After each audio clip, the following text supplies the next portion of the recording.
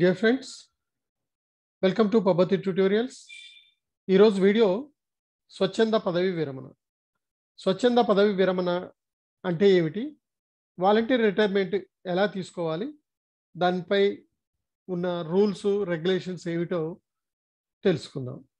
స్వచ్ఛంద పదవి విరమణ అంటే సర్వీస్ ఇంకా మిగిలి ఉన్నప్పటికీ తన ఇష్ట ప్రకారం పై అధికారి అనుమతి తీసుకొని పదవి విరమణ చేయడాన్ని స్వచ్ఛంద పదవి విరమణ అంటారు.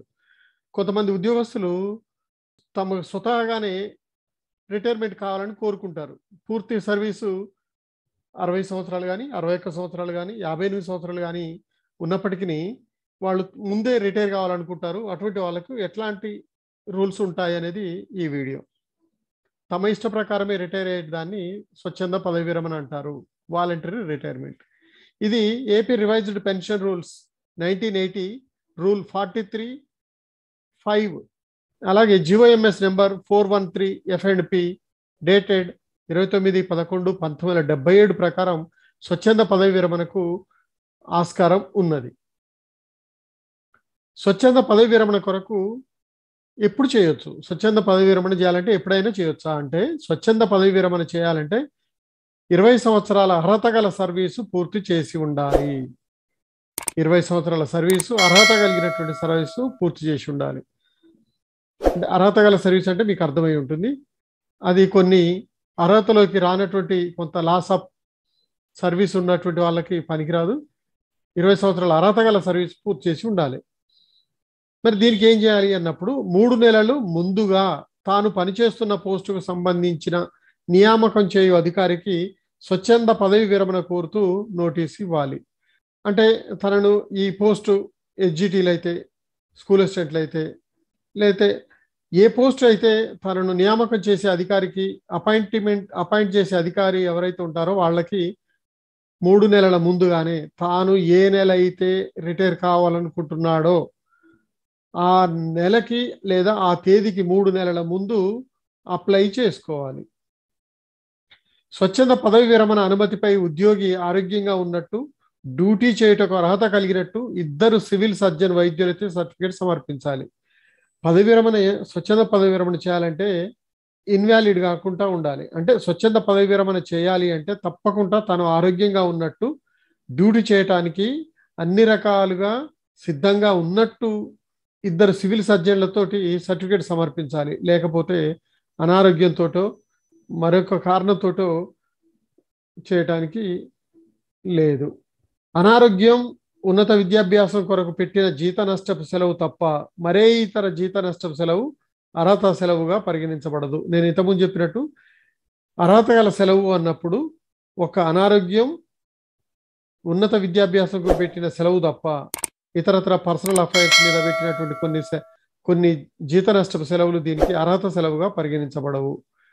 మెడికల్ గ్రౌండ్స్ మీద, హైయర్ ఎడ్యుకేషన్ కోసం పెట్టినటువంటి సెలవులు అర్హత గల సెలవులుగా తీసుకుంటారు కాబట్టి అది వర్తిస్తుంది తప్ప ఇతరత్ర సెలవులు దీనికి అర్హత సెలవుగా వర్తించదు. అధికారి స్వచ్ఛంద పదవి విరమణకు అనుమతి ఇచ్చిన తర్వాత పదవి విరమణ చేయాలి. ఆ పర్మిషన్ రావాలి.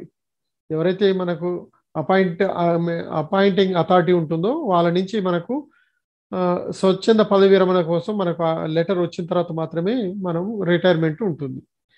గ్రాట్యుటీ మాత్రము 20 సంవత్సరాల సర్వీస్కి ఎంత వస్తుందో అంతే మంజూరు చేస్తారు. కుటుంబ పెన్షన్, కమ్యూటేషన్ సౌకర్యాలు కూడా ఉంటాయి. ఇక గ్రాట్యుటీ 20 సంవత్సరాలకు ఎంత గ్రాట్యుటీ వస్తుందో అంతే వస్తుంది.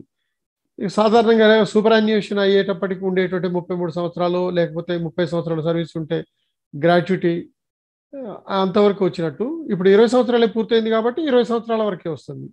ఇంకా యాజ్ యూజువల్గా కుటుంబ పెన్షన్ ఉంటుంది, కమ్యూటేషన్ సౌకర్యాలు ఇవన్నీ కూడా మామూలుగానే ఉంటాయి. ఇక స్వచ్ఛంద పదవి విరమణ పొందు వారికి కారుణ్య నియామక సౌకర్యం వర్తించదు. మరి వాలంటరీ రిటైర్మెంట్ తీసుకునేటువంటి వాళ్ళకి కారుణ్య నియామకం కింద ఇస్తారా అంటే అట్లాంటి సౌకర్యాలు దీనికి వర్తించదు. స్వచ్ఛంద పదవి విరమణకు ఇతరత్ర వైద్య పరీక్షలు అవసరం లేదు. ఆరోగ్యంగా ఉన్నట్టు ఉంటే చాలు, కానీ ఇతరత్ర వైద్య పరీక్షలు ఏవే అవసరం లేదు. ఇంకొక విషయం, స్వచ్ఛంద పదవి విరమణ చేసేటప్పుడు ఏ రకమైనటువంటి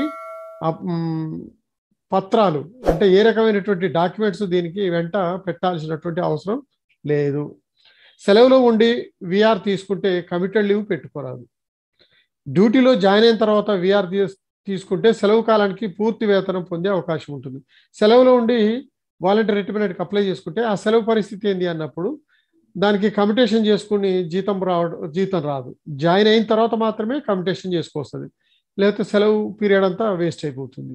20 సంవత్సరాల అర్హత గల సర్వీస్ కలిగి ఉండి స్వచ్ఛంద పదవి విరమణ ఉద్యోగికి ఇంకనూ 5 సంవత్సరాలకు సర్వీస్ ఉంటే 5 సంవత్సరాల వెయిటేజ్ కలిపి లెక్కిస్తారు.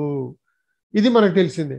అంటే అందరికీ ఇప్పుడు ప్రస్తుతం ఉన్నటువంటి రూల్స్ ప్రకారం వెయిటేజ్ 5 సంవత్సరాలు. అది ఎప్పుడు స్వచ్ఛంద పదవి విరమణ చేసేటువంటి వాళ్ళకి ఉద్యోగి ఇంకా 5 సంవత్సరాలకు మించి సర్వీస్ ఉండాలి. 20 సంవత్సరాల సర్వీసు ఉండి పూర్తి చేసిన తర్వాత ఇంకా 5 సంవత్సరాల పైన ఉంటే 5 సంవత్సరాలు కలుపుతారు. అంతకంటే తక్కువ ఉంటే తక్కువే కలుపుతారు. ఇగో ఇక్కడ ఇచ్చారు చూడండి. 5 సంవత్సరాల లోపు సర్వీస్ ఉంటే అంతకాలం మాత్రమే సర్వీస్ వెయిటేజ్ కల్పిస్తారు. ఒకవేళ 3 సంవత్సరాలు ఉంది, 20 సంవత్సరాలు పూర్తి అయింది, ఇంకొక 3 సంవత్సరాల ముందే రిటైర్ కావాలనుకుంటున్నాడు, అప్పుడు 3 సంవత్సరాల సర్వీస్ వెయిటేజ్ మాత్రమే వస్తుంది తప్ప 5 సంవత్సరాలు రాదు. ఎందుకంటే 5 సంవత్సరాలు మించితేనే 5 సంవత్సరాలు. అది విషయం. ఇది మిత్రులారా, ఇది స్వచ్ఛంద పదవి విరమణ చేయడానికి ఉన్నటువంటి అర్హతలు. కనీసం 20 సంవత్సరాలు పూర్తి చేసి ఉండాలి, 3 నెలల ముందు అప్లై చేసుకొని ఉండాలి. Thank you. ఈ వీడియో మీకు నచ్చినట్లయితే అందరికి షేర్ చేయండి, లైక్ చేయండి, సబ్స్క్రైబ్ చేయండి. Thank you.